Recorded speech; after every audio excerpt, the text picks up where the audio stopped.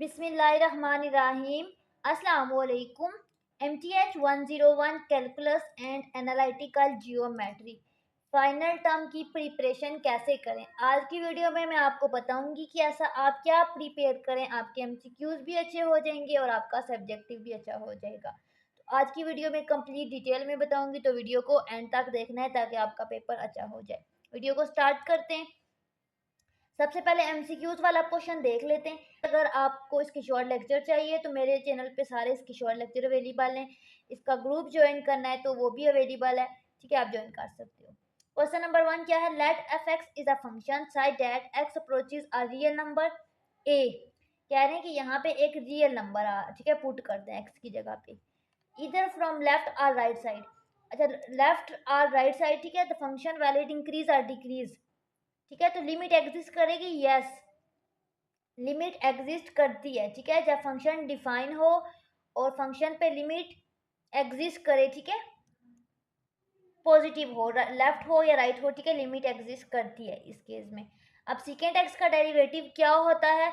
आपने सारे डेरिवेटिव के फार्मूला याद करने, साइन का क्या है, कॉस का क्या है, ठीक है, ये इंपॉर्टेंट है। तो सीकेंट का डेरिवेटिव होता है सीकेंट एक्स और टेन एक्स, ये एज इट इज आपके पेपर में आ सकता है।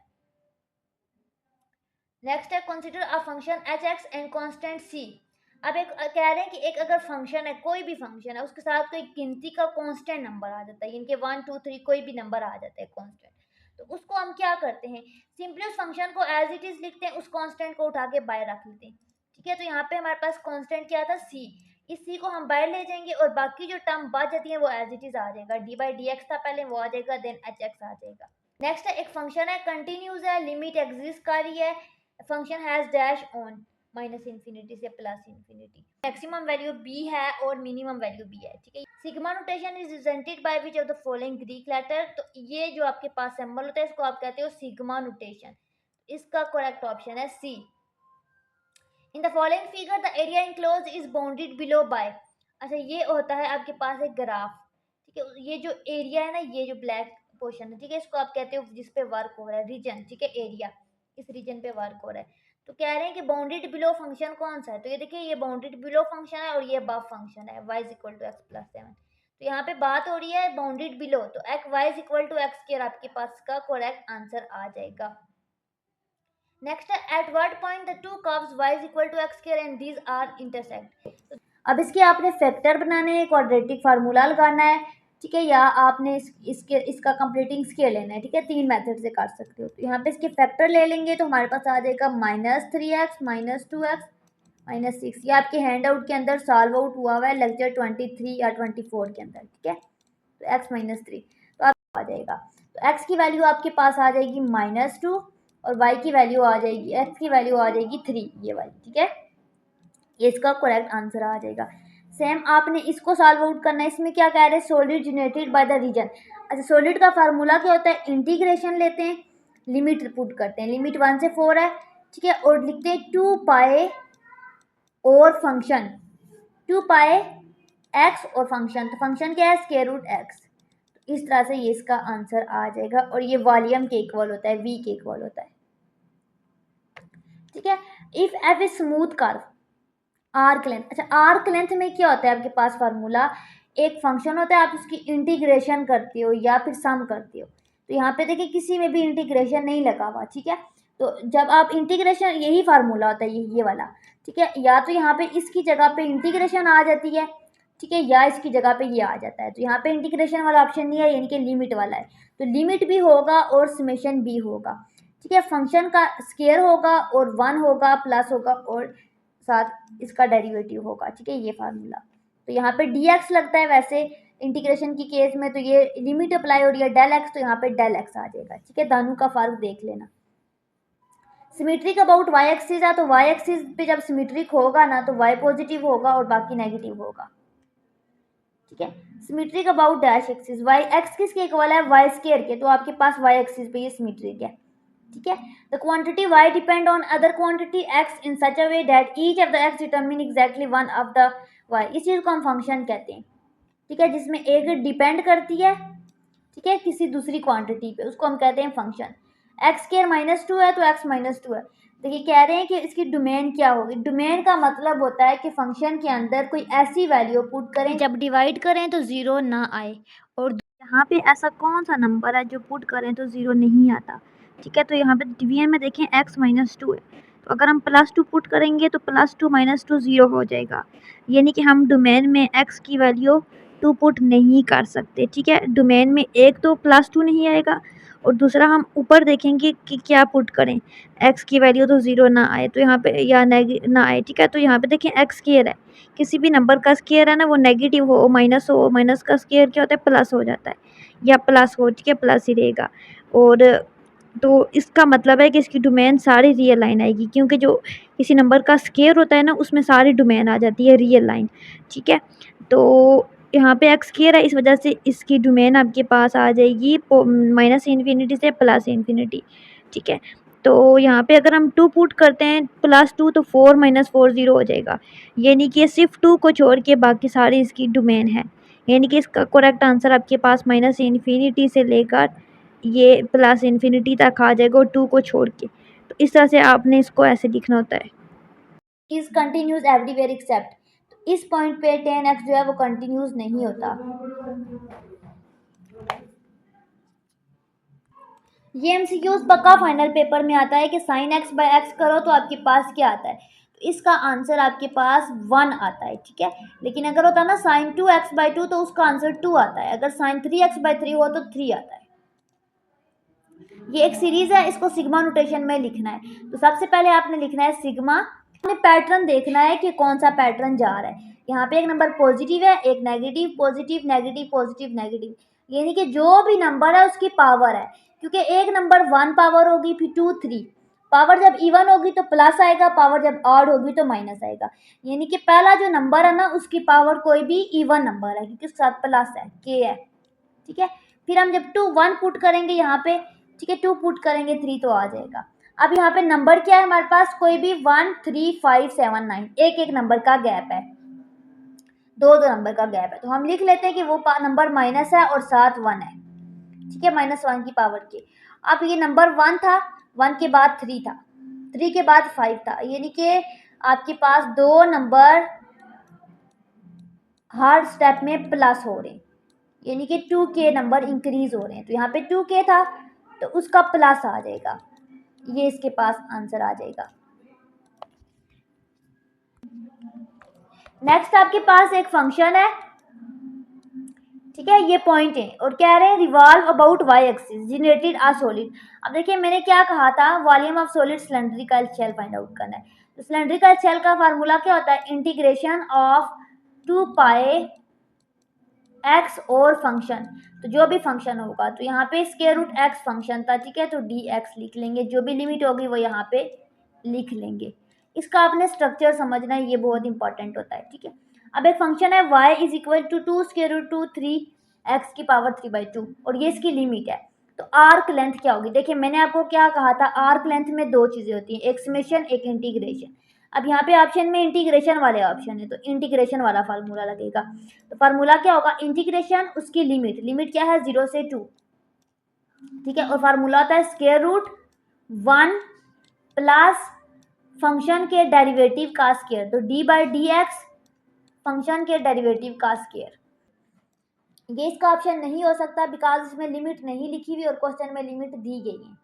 ठीक है, यानी कि ये यहाँ पे इसको आगे करने की जरूरत ही नहीं है। अब हम क्या करेंगे, स्क्वायर रूट लगाएंगे 1 प्लस डेरिवेटिव का स्क्वायर dx। ठीक है, तो ये स्ट्रक्चर दो ऐसे हैं जिनमें लिमिट भी 0 से 2 है और ये 1 प्लस है 1 प्लस है, तो इनमें से कोई होगा। अब हमारे पास फंक्शन क्या था, डेरिवेटिव का स्क्वायर, ठीक है, d/dx का फंक्शन का स्क्वायर, तो ये फंक्शन है उसका स्क्वायर dx। तो यहाँ पे भी वही चीज़ है, फंक्शन वही है, लेकिन यहाँ पे स्क्वायर था, यहाँ पे स्क्वायर नहीं लगा हुआ। इट्स मीन के फंक्शन का स्क्वायर फार्मूले में आता है, तो ये इसका करेक्ट ऑप्शन है। नेक्स्ट है आपके पास 2/3 क्या है, रैशनल है इरेशनल है। देखिए इवन नंबर क्या होते हैं, जिन पे 2 का टेबल जाता है, 2 4 6, ठीक है, तो ये 2/3 है, ये इवन नहीं है। नेचुरल नंबर होते हैं गिनती के नंबर जो 1 से स्टार्ट होते हैं सीधे सीधे, ठीक है, ये भी नहीं है, ये तो 2/3 है। और इरेशनल नंबर कौन से होते हैं? जो स्क्वायर रूट के अंदर लिखे होते हैं। अगर आपसे एमसीक्यू आता है ना स्क्वायर रूट 3 क्या है, स्क्वायर रूट 2 क्या है, स्क्वायर रूट 5 क्या है, ये सारे इरेशनल नंबर है। ये एक एमसीक्यूज अक्सर आता है कि स्क्वायर रूट 3 रैशनल है या इरेशनल है, तो ये इरेशनल है। तो यहाँ पे स्क्वायर रूट नहीं है, इट्स मीन कि इरेशनल भी नहीं है। तो ये 2/3 जो नंबर डिवीजन की फॉर्म में होता है उसको रैशनल कहते हैं। 2/3 है तो ये रैशनल है, और रैशनल नंबर के डिवीजन के नीचे कभी भी जीरो नहीं होता। ठीक है, एक फंक्शन है उसका डेरिवेटिव ले रहे हैं, वो जीरो के इक्वल है। ठीक है, तो क्या कह रहे हैं, न्यूटन मेथड वर्क, ये फंक्शन जो है वो जीरो हो तो न्यूटन मेथड वर्क करेगा? नो, न्यूटन मेथड में डेरिवेटिव भी यूज होता है। तो डेरिवेटिव जीरो हो जाएगा तो वो डिवीजन के नीचे उसके फार्मूला के नीचे यहाँ पे फंक्शन का डेरिवेटिव आता है। जब डेरिवेटिव जीरो हो जाएगा तो नीचे जीरो आ जाएगा, जिसकी वजह से ये पॉसिबल नहीं होता। मैथ में कभी भी जीरो से डिवीजन जो है पॉसिबल नहीं होती। ये मीन वैल्यू थ्योरम का फार्मूला कौन सा है? तो मीन वैल्यू थ्योरम का ये फार्मूला ही आपके हैंडआउट के अंदर मौजूद है।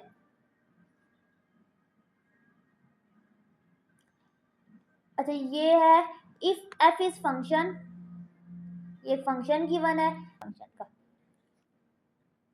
दो फंक्शन है, कंटिन्यूज है और इंटरवल है। ठीक है, एफ एक्स जो है बड़ा नंबर है, जी एक्स छोटा है, और उसका ये आर्डर है। तो bounded by line parallel to, देखें एक्स और वाई यहाँ पे आ जाएगा, एक्स और वाई के ये पैरेलल होंगे बोथ। सम ऑफ सीरीज क्या होता है? देखें जब आपके ये अक्सर एमसीक्यूज आता है, जब आपके पास नंबर एन होगा सिर्फ, तो फार्मूला होगा एन प्लस 1/2, ये आपका फार्मूला होगा। जब यहाँ पे एन स्क्वायर होगा, नंबर की पावर 2 होगी। ठीक है, ये तीन एमसीक्यूज अक्सर घुमा फिरा के आते हैं, या एन में आता है, या स्क्वायर में आता है, या क्यूब में आता है। तो ये एन का फार्मूला है, एन स्क्वायर में क्या होगा, n plus 1 2n-1 I think, और डिवाइडेड बाय 6 ऐसे होता है, ये एग्जैक्ट देख लेना। ठीक है, और जो क्यूब होता है ना उसमें सेम यही फार्मूला होता है, सिर्फ उसकी पावर 2 होती है। ठीक है, तो यहाँ पे क्यूब की बात हो रही है तो ये इसका करेक्ट ऑप्शन होगा। नेक्स्ट है, ये एक सीरीज है तो इसका क्या होगा? तो ये आपके पास इसका ये आंसर होगा करेक्ट। इंटीग्रेशन ऑफ फंक्शन ले रहे हैं तो क्या आएगा? देखिए जब भी कोई फंक्शन है ना उसकी इंटीग्रेशन लेते हैं, अपर लिमिट और लोअर लिमिट एक जैसी हो तो आंसर जीरो आता है। क्यों? क्योंकि हमारे पास जो भी आंसर आता है ना फंक्शन का, उसमें से upper limit minus lower limit करते हैं। तो जो अपर लिमिट होगी वो यहाँ पे पुट करेंगे, लोअर यहाँ पे। तो अपर भी ए होगी, लोअर भी ए होगी, तो वो सॉल्व आउट हो गए, आपस में चीज़ें कैंसिल हो जाएंगी, जिसकी वजह से ये जीरो हो जाएगा। अच्छा, ये देखिए ये सीक्वेंस क्या है। अच्छा, जब आपके पास ऐसे ऑप्शन होता है ना, ऐसे, ये इंक्रीजिंग ऑर्डर होता है। ठीक है, जब ऐसे होता है वो डिक्रीजिंग होता है। तो ऑर्डर ऐसे जा रहा है, इट्स मीन कि ये डिक्रीजिंग ऑर्डर है। ठीक है, नॉन इंक्रीजिंग है। ठीक है, इंक्रीजिंग हो रहा है, इस डायरेक्शन में इंक्रीज होता है। ठीक है, मैं ये आपको डिफरेंस बता देती हूँ। जो यूं होता है ना, यूं वो इंक्रीजिंग होता है, और जो यूं होता है वो डिक्रीजिंग होता है। ठीक है, और जो यूं होता है वो इंक्रीजिंग होता है, लेकिन अगर लाइन आ जाए तो वो नॉन इंक्रीजिंग होता है। ठीक है, और अगर यूं आ जाए और यूं आ जाए तो वो होता है नॉन डिक्रीजिंग। तो ये यूं है यानी कि इंक्रीजिंग है, और लाइन है तो नॉन इंक्रीजिंग है। ठीक है, ये 4 एमसीक्यूज आप यहाँ से प्रिपेयर हो गई। अच्छा, ये जो सीक्वेंस है, ठीक है, रेशो की फॉर्म में है। अच्छा, जो डिवीजन का केस होता है ना उसमें चीज़ें ऑपोजिट होती हैं। अब देखिए ऐसे ऑर्डर इंक्रीजिंग होता है ना, तो जब डिवीजन में ये चीज़ आ जाएगी तो ये डिक्रीजिंग होगी। ठीक है, इसी तरह यहाँ पे इस क्वेश्चन में हमारे पास क्या है, ऑर्डर इस तरह से है, यानी कि इंक्रीजिंग है, लेकिन ये डिवीजन में है तो ये डिक्रीजिंग होगा, ऑपोजिट होगा। ठीक है, यानी कि डिक्रीजिंग है, और नीचे लाइन लगी है यानी कि नॉन डिक्रीजिंग है। ठीक है, अब ये 1/n है, तो क्या n इज इक्वल टू 1 से लेकर इन्फिनिटी तक जा रहा है, तो ये हमारे पास क्या है, डिक्रीजिंग है, डिवीजन की फॉर्म में है, डिवीजन में है नंबर। ठीक है, 1 से इन्फिनिटी जा रहा है। अब ये देखिए नंबर क्या है, 1 से 2, 2 से 3 ऐसे जा रहा है, सीधा जा रहा है, यानी कि ऐसे जा रहा है, ये वाला ऑर्डर जा रहा है। ठीक है, 1 से सीधा सीधा जा रहा है। अगर ऑपोजिट जा रहा है डिसेंडिंग में तो वो यूं होता है। ठीक है, तो ये इंक्रीजिंग है तो 1/n है, तो यूं इंक्रीजिंग होता है, और डिवीजन में यूं डिक्रीजिंग होता है, तो ये फिर हमारे पास डिक्रीजिंग हो जाएगा। ठीक है, if the partial sum of series is finite, कह रहे हैं कि अगर सम करते हैं नंबरों को, सीरीज को, सीरीज क्या होती है जिसमें नंबर का सम होता है, यानी कि लेट्स सपोज 1 + 2 + so on। ठीक है, कह रहे हैं कि फेनाइट है, यानी कि एंड पॉइंट इसका है ऐसे। ठीक है, तो वो क्या है, कन्वर्जेंट होती है हमेशा फेनाइट सीरीज। ठीक है, अच्छा ये देखिए कह रहे हैं कि ये ए आर ये आपके पास ज्योमेट्रिक सीरीज गिवन है। ठीक है, अब आपके पास अक्सर एमसीक्यूज आता है कि सीरीज है, सीक्वेंस है, तो जहाँ पे कॉमा होता है वो सीक्वेंस होता है, जिसमें प्लस होता है वो सीरीज होती है। ठीक है, A not equal to 0, R is less than 0। अच्छा ये जब कंडीशन होगी ना तो कन्वर्ज करेगा, ठीक है, आर जब छोटा होगा 1 से, तो बाकी अगर बड़ा होगा तो डाइवर्ज करेगा, ठीक है। अब लिमिट अप्रोच कर रही है इन्फिनिटी तक यू के प्लस। अब देखिए यहाँ नेक्स्ट एमसीक्यूज है, इसमें बताना है कि कन्वर्ज करता है या डाइवर्ज। तो यहाँ पे देखें जो 1 है ना वो बड़ा है, छोटा है, और रो जो है वो बड़ी है, ये नहीं कि जो हमारे पास डायरेक्शन होगी ना वो 1 से छोटी होगी, 1 छोटा होगा और उससे आगे वाला नंबर होगा बड़ा होगा। तो इस केस में ये डाइवर्ज करती है, ठीक है, तो ये डाइवर्जेंट है। लेकिन यहाँ पे देखें जो केस है वो डिवीजन का है, तो डिवीजन के केस में ऑपोजिट होता है ना, तो डाइवर्जेंट नहीं होगी, फिर कन्वर्जेंट होगी, ठीक है, ये चीज़ देखनी है। तो इसका इस तरीके से करेक्ट ऑप्शन ए आ जाएगा। अच्छा नेक्स्ट क्वेश्चन है ना, सेम एज इट इज़ है, इसमें क्या है, इसमें भी वैसे ही डायरेक्शन है, यानी कि 1 से नंबर बड़ा है, यानी कि हमारे पास क्या है, डाइवर्जेंट है। अब यहाँ पे जो क्वेश्चन है वो डिवीजन की फॉर्म में नहीं है, तो फिर डाइवर्जेंट ही रहेगा, ठीक है। पिछले एग्जांपल में वहाँ यहाँ पे डिवीजन थी जिसकी वजह से ये कन्वर्जेंट हो गया था, तो ये फिर हमारे पास डिवीजन नहीं है तो डाइवर्जेंट हो जाएगा। एमसीक्यूज अल्टरनेटिव सीरीज टेस्ट है ना, तो कौन सी कंडीशन सेटिस्फाई करेगी, तो इसमें ये इसका करेक्ट ऑप्शन होगा ए सीरीज है। अच्छा मैक्लॉरन सीरीज क्या है, तो इस तरह से इसका करेक्ट ऑप्शन आ जाएगा ए। नेक्स्ट एमसीक्यूज है, विच of the following is work done W if an object move positive direction.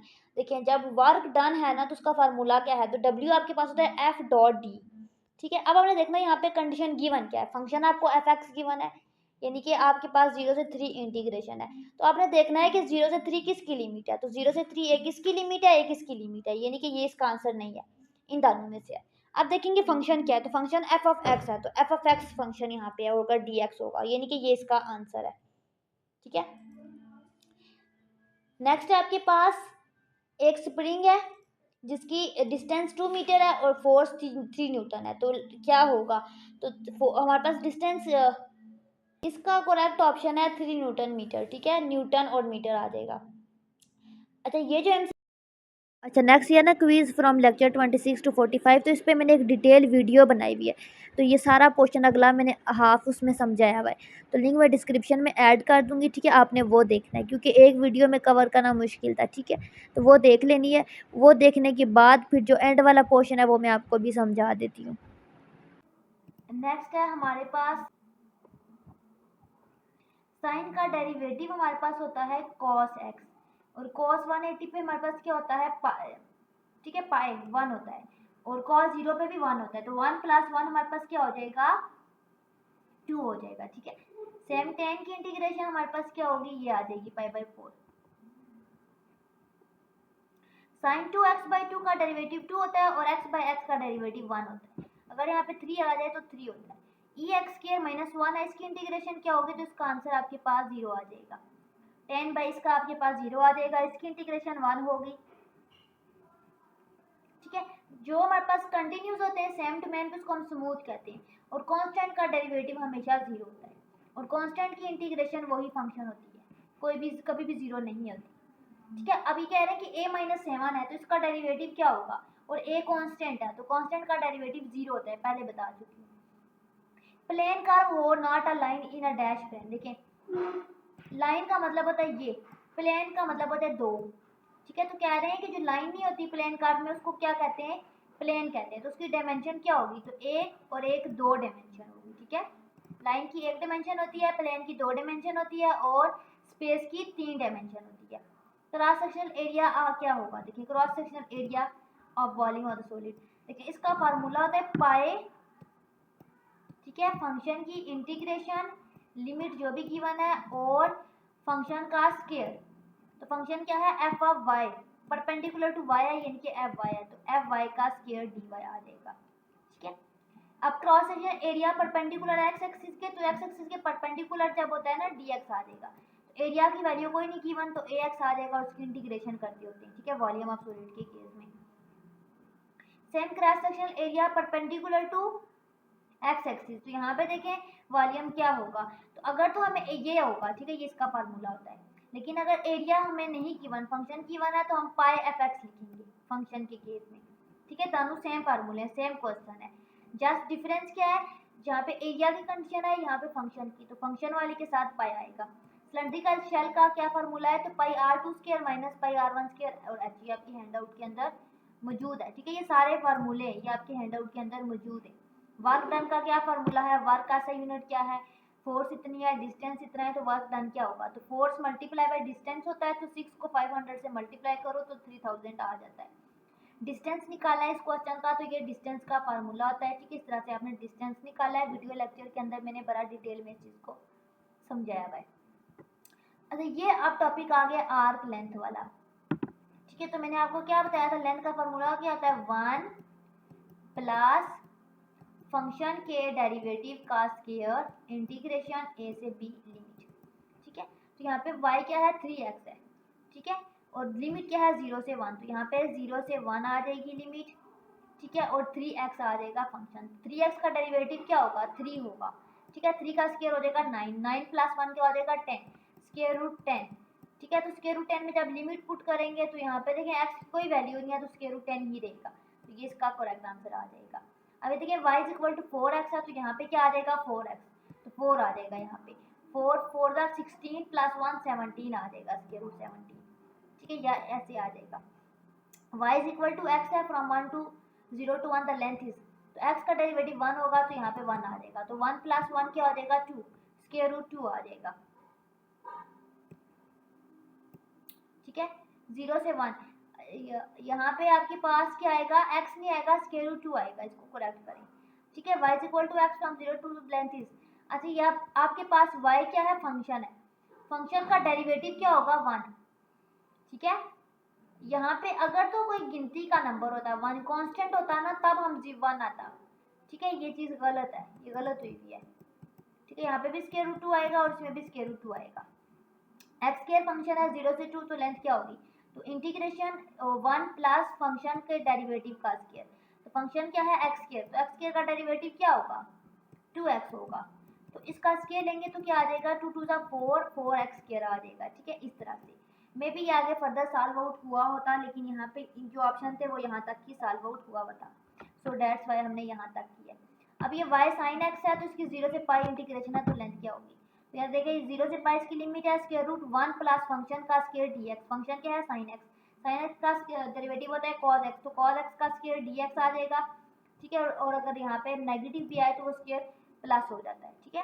Pascal का सा यूनिट ये होता है, ये भी आपका एमसीक्यूज में आता है। वोल्व-ओलिगोनल पाथ का फार्मूला भी आपका एमसीक्यूज में अक्सर आता है, ठीक है। ये सारे फार्मूले लेक्चर 23 से लेकर लेक्चर 25 तक कैसे प्रिपरेशन करें, तो ये आपने सारे फार्मूले प्रिपेयर करने हैं। ये चाहे आप स्क्रीन को स्टॉप करके स्क्रीनशॉट ले लें। अक्सर स्टूडेंट का क्वेश्चन होता है कि वीडियो बुला रहा है तो उसका क्या तरीकेकार होता है, आपने वीडियो के साइड पे सेटिंग होती है, वहाँ पे जाके वीडियो की क्वालिटी को इंक्रीज करना होता है। आपने वीडियो की क्वालिटी लो की होती है, इस वजह से आपकी वीडियो जो है ब्लर आती है, आपने 700 प्लस क्वालिटी रखनी होती है। प्रॉपर्टी ऑफ सिग्मा की प्रॉपर्टी अक्सर क्वेश्चन आता है, ठीक है। इस फाइल के अंदर जो मैं बता रही हूँ आपने एक चीज़ स्किप नहीं करनी, सारी इंपॉर्टेंट है। सिग्मा की नोटेशन ये इंपॉर्टेंट है तीनों, के का केस हो, स्केयर का केस हो, क्यू का केस हो, ये ऊपर भी मैं बता चुकी हूँ।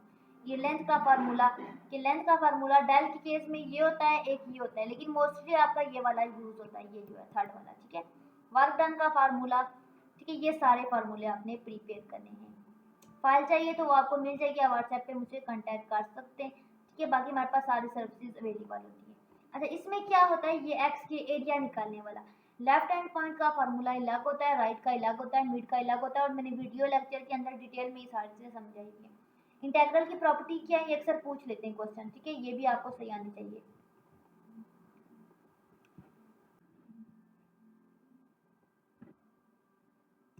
अच्छा, ये जो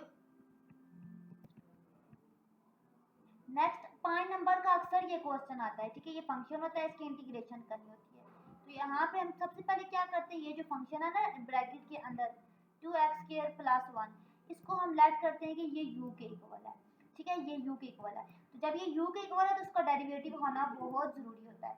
तो इसका डेरिवेटिव क्या होगा, 2x² का डेरिवेटिव क्या होगा, 2 एज इट इज आ जाएगा, और x² का डेरिवेटिव होगा x/2, तो 2 2 से कैंसिल हो जाएगा और आपके पास आ जाएगा x2, और x² का डेरिवेटिव क्या होगा 2x⁴, तो 2 2 4x आ जाएगा, तो डी एक्स आ जाएगा, ठीक है। तो 4x dx आपके पास डी यू के इक्वल आ जाएगा इस तरीके से सॉल्व आउट करके। फिर आपने पुट करना है वैल्यू को, तो यहाँ पे क्या था u का क्यूब, ठीक है, और x dx बच गया है, ठीक है। तो यहाँ पे x dx हमारे पास किसके इक्वल होता है, ये x dx इक्वल किसके होगा, यहाँ पे du है ना, तो यहाँ पे 4 नहीं है, तो ये 4 इधर आके डिवाइड हो जाएगा, यानी कि du/4 के इक्वल ये आ जाएगा। x क्यूब डॉट 1/4 du आ जाएगा, du/4 आ जाएगा। इस 4 को बाहर ले जाएंगे, ठीक है, तो u क्यूब आ जाएगा du, तो 1/4 बाहर रहेगा, u 4/4 इसकी इंटीग्रेशन आ जाएगी और प्लस सी आ जाएगी। अब u4 हमारे पास क्या है, जो वैल्यू यहाँ पे गिवन थी वो पुट करेंगे तो ये आंसर आ जाएगा। तो यहाँ पे इंटीग्रेशन की लिमिट नहीं गिवन तो प्लस सी भी आ जाएगा। ये इसका 100% करेक्ट आंसर है और ये अक्सर आपके क्वेश्चन में फाइनल टर्म के पेपर में 5 नंबर का आ जाता है, ठीक है। ये भी अक्सर 5 नंबर का क्वेश्चन, 2 नंबर का अक्सर क्वेश्चन आता है या 3 नंबर का, ठीक है। अब पहले 2 नंबर का आता था, अब 3 नंबर का हो गया, ठीक है। कि y इक्वल टू एक्स कह रहा है, वाई एक्स प्लस सी है, तो आपके पास limit of integral indicating the area. अब एरिया हमारे पास क्या होता है, फंक्शन का स्क्वायर, ठीक है, ये आपने बात याद रखनी है। तो हमारे उसकी इंटीग्रेशन, तो यहाँ पे हमारे पास फंक्शन क्या है, एक्स स्क्वायर और x प्लस 6 दो फंक्शन है, ठीक है, y के इक्वल है। तो सबसे पहले हम क्या करेंगे, पहला वाला फंक्शन माइनस दूसरा वाला फंक्शन करेंगे, तो हमारे पास क्या आ जाएगा, ये देखिए ना, x square equal to x plus 6 आ जाएगा। तो ये पहला फंक्शन एक्स स्क्वायर और ये साइड पे फंक्शन पूरा आके एक्स प्लस, ठीक है, माइनस हो जाएगा ये। तो जब ये माइनस अंदर जाएगा तो साइन चेंज हो जाएंगे, फिर ये इक्वेशन बन जाएगी x square minus x minus 6, ठीक है। ये तो हम इसके अगर फैक्टर बनाते हैं तो ये हमारे पास आ जाता है। लेकिन हमने अभी क्या करना है, पहले इन दोनों फंक्शन को लिख लेना है, पहला फंक्शन माइनस दूसरा फंक्शन, फिर उसका स्क्वायर, ये इसका फार्मूला है एरिया का, दोनों फंक्शन का डिफरेंस की पावर स्क्वायर, ठीक है। तो हम दोनों को इंटीग्रेट करेंगे तो हमारे पास सॉल्व आउट करके ये चीज़ आ जाएगी। अब हमने लिमिट कहाँ से लानी है, हमें लिमिट नहीं गिवन, तो हमने इन दोनों को इक्वेट करके फैक्टर बनाने हैं, हमारे पास दो आंसर आएंगे, वो उसकी लिमिट होगी। एक आ जाएगा -2, एक आ जाएगा 3, ये इसकी लिमिट है। तो -2 से 3 अप्रोच कर रहे हैं, तो अपर लिमिट में हम पुट करेंगे 3, तो ये चीज़ आ जाएगी, लोअर लिमिट में -2 पुट करेंगे तो ये चीज़ आ जाएगी और सॉल्व आउट करके ये आ जाएगा, और ये इसका 100% करेक्ट आंसर है, ठीक है। इसी तरह अक्सर ये भी 3 नंबर का क्वेश्चन आ जाता है या 2 नंबर का, 3 नंबर का, ठीक है, कि एक फोर्स है 70 न्यूटन और डिस्टेंस है 7 मीटर, तो वर्क क्या होगा, तो आपको पता है ना, work force multiply by distance होता है, तो आप फोर्स और डिस्टेंस को मल्टीप्लाई करोगे दोनों को, तो आपके पास 490 जूल इसका आंसर आ जाएगा। जूल इसका यूनिट है, जे लिखते हैं इसको, ठीक है। ये भी 100% करेक्ट आंसर है। उसके बाद ये आ गया था find the spring constant, force 10 Newton है, ठीक है, और लेंथ ये है, तो आपके पास क्या होगा इसका स्प्रिंग कांस्टेंट, ठीक है, ये भी आपने करना है। उसके बाद ये फंक्शन है, ठीक है, ये इसके इक्वल है, इसका डेरिवेटिव, तो आपने इसको सॉल्व आउट करना है। अब यहाँ पे ये फंक्शन, इसका आंसर मिस प्रिंट हुआ हुआ है, फंक्शन भी मुझे प्रॉपर क्वेश्चन नजर नहीं आ रहा, ठीक है, तो ये आपने देख लेना है। ये थी आज की वीडियो जिसमें मैंने आपको बताया कि आपने MTH 101 की फाइनल टर्म की तैयारी कैसे करनी है। तो आई होप ये वीडियो आपके लिए बेनिफिशियल होगी। मैंने कंप्लीट डिटेल में बताया, अगर आप ये वीडियो पूरी कर लेते हो प्रीपेयर, और जो दूसरी मैंने मेंशन की है, ठीक है, डिस्क्रिप्शन में, तो आपका इंशाल्लाह पेपर अच्छा होगा। बाकी कोई भी जो चीज़ें आपको समझ नहीं आ रही वो मैंने वीडियो लेक्चर के अंदर डिटेल में बताया हुआ है, प्ले लिस्ट का मैं लिंक ऐड कर दूँगी, वहाँ से आप इसके लेक्चर भी ले सकते हो। तो याद रखें, चैनल को सब्सक्राइब करें। अल्लाह हाफ़िज़।